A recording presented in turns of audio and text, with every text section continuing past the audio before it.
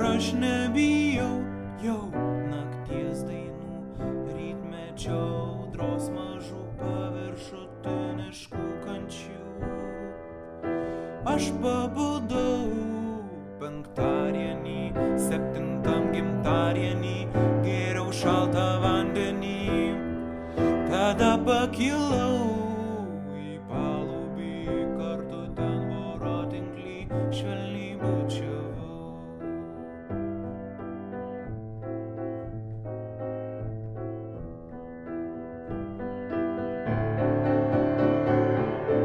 Ir jau seniai praėjo metai, aš šitą sapną praradau.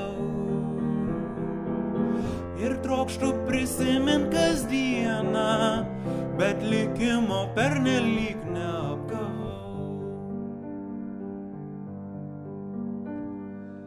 Paklausyk, ateina vasara, buitinė pasaka, užlieja namus, potvynis, užvaldomus mintis, nevaldoma ugnis, balandžio liepsna. Aš ir tu pajus kaip nuostabu, kai vėjas švelnumu purena plaukus, tik minčių voratinklis trapus jau nebeišlaiko.